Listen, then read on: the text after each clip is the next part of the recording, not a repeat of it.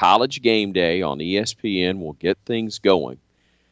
The end segment, famous for years thanks to Lee Corso, but also the Celebrity Picker. And there is a groundswell of support on social media for the Celebrity Picker to be the gentleman that joins us right now on the Budweiser hotline. James Spann, can you confirm or deny that you will be a part of College Game Day on Saturday? I can confirm that there's a buzz of activity, and that's about it. I'm waiting for my phone to ring. When it rang a minute ago, I was so excited.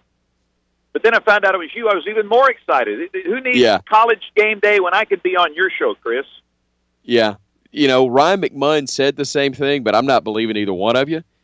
But it is appreciated. I'll put it that way. Oh, this is fantastic. No, I just think these guys, I can plug in with these guys. You know, they don't want anybody that comes in there thinking they're funny or, you know, some big shot personality. They need somebody that fits in with the crowd. I can come in there with some analytical skill because I forecast things for a living. This is what I do. Yes, you do. And not that it's always right, but you learn some analytical skills that you can apply to college sports and picking football games, and I can open their eyes to some new techniques and some new thoughts into doing this. And I'm just saying, I think it's going to work. You know, last week they had the Philly Fanatic, and that guy didn't even talk. No. You know, he just kind of sits there. So I would have the appropriate amount of things to say, and again, I will give these guys something to think about. So I'm hoping that they'll get in touch with me. Reese Davis, you know, he started in Tuscaloosa. Yes, he did. Same place we all came from the old Channel 33. And I'm just saying, I think this is going to work. So they've obviously had a lot of social media pressure. I hope it's not overwhelming. They might just see too much of it and say, forget it. But I'm hoping they will at least think about the possibility, because the last time I saw it in Tuscaloosa, I'm sure the guy's a nice guy, but they had some entertainer, and he wasn't exactly a dynamo, you know. It looked like he didn't even want to be there. I will come in there passionate. I will come in there with enthusiasm. I will come in there well prepared. I will come in there with some things to make people think. It'll be a great segment. So. And you will come in with suspenders, which nobody else will do, and exactly. That should put you over the top, if nothing else, right? I'll be in there with some special suspenders just for that event, and on top of everything else, it's probably going to be a day where weather is a big issue. Here we go. And I think it's going to affect a lot of games across the Southeast on Saturday and Saturday night. And they get it right from the horse's mouth instead of going to some, you know, crap app on their phone or something. That they'll have some good, solid weather information, which could very well, you know, be an issue for the outcome of some of these ball games. We've learned Alabama seemingly plays very well in the rain after the Georgia game. Yes, we did.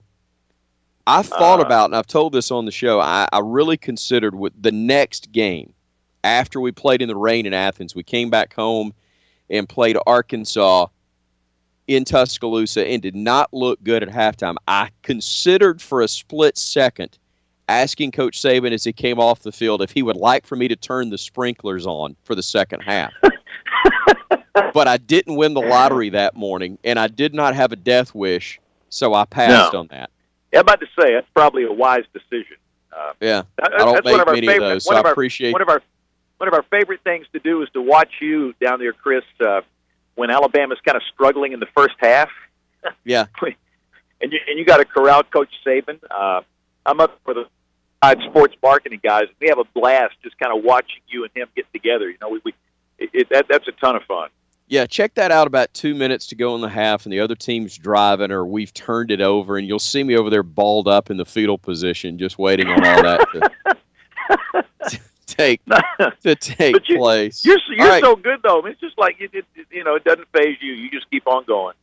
Yeah, let's go with that. Doesn't faze me at all. How about the weather for Tuscaloosa? What are we going to see? You know, when is the stuff coming in? Because we got high school football, and a lot of teams are already moving their games, James. Yeah, Thursday. I spoke with Patrick Kellogg, who's a good friend of mine. Patrick is the athletic director at Spain Park High School, and pretty sure they're going to move their game to Thursday. I think some other schools have decided to do that. And there could be some showers Thursday, but the odds of it raining are much higher Friday. And the other issue that comes into the equation Friday night is the possibility of lightning. And the last thing you want to do is be involved in a very important playoff game, and you get a lightning delay, and you sit for an hour or 90 minutes or 2 hours, right. And it just you don't want it to come down to that. So I think moving some of those games to Thursday night is probably a wise decision, in that there will be a lightning threat Friday night. And then for the weekend, again, coming out of the gate Sunday night, we had a chance that the rain might be over in time for the kickoff of the Alabama-LSU game. And there's still a chance, but I'm saying that chance is fading. In fact, I was just on campus. I did a talk in the Gorgas Library and just got out of there and looked at the new data that came in, and it's still suggesting that the rain could very well linger through Saturday night, and there could be some lightning involved in that thing as well, Chris. So it could be a case where Saturday night it's going to rain at times. A lightning delay is not out of the question. I don't think it rains all night. There'll be some breaks, and timing out the breaks is just impossible to do this far in advance, but the air looks relatively unstable, which means there should be some convection and some pockets of thunderstorms. I don't think we have any severe weather. There's no tornado threat, but lightning a distinct possibility. So we'll be setting the 8-mile range marker at Bryant-Denny Stadium, and you know the deal. You get lightning within 8 miles of that, you get right. the delay. And understandably so. Hey, I didn't get a chance to talk to you, but it was great to have you back on campus at Coleman Coliseum last week. We had the first ever Tide tip-off. You were one of the celebrity judges for the dunk contest. What'd you think? How'd you like the event as a whole?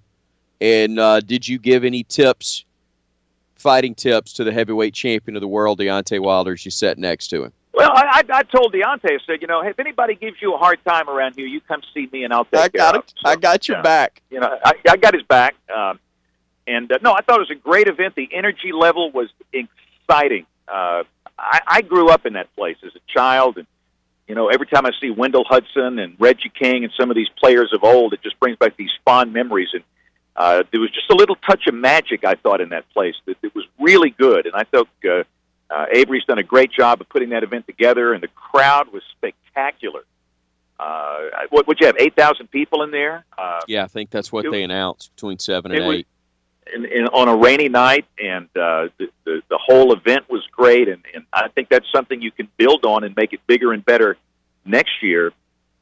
But there was just energy. I felt that the basketball players, both the men and the women, they both loved it. They loved seeing the crowd there, the passion, the enthusiasm, and I expect good things to happen. I'm very excited, and I was honored to be a part of that. Great to see Reggie Ragland, my friend, at the slam dunk judging table.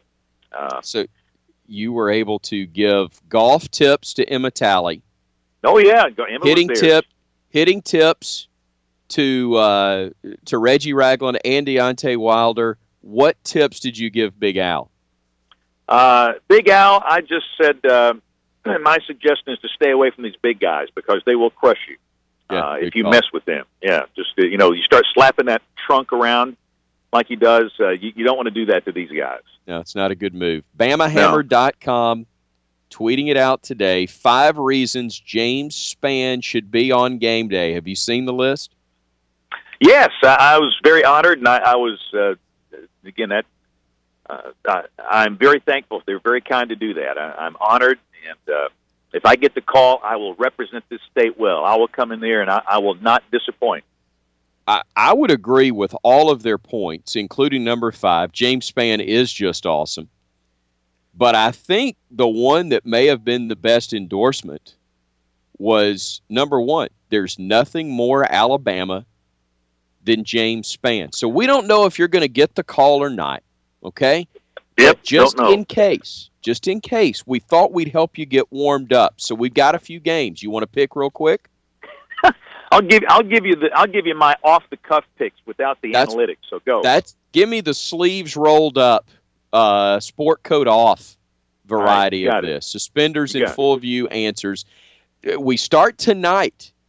We got 3 top 20 teams that'll play before we ever get to the weekend, okay? Number 20, Toledo, and Northern Illinois.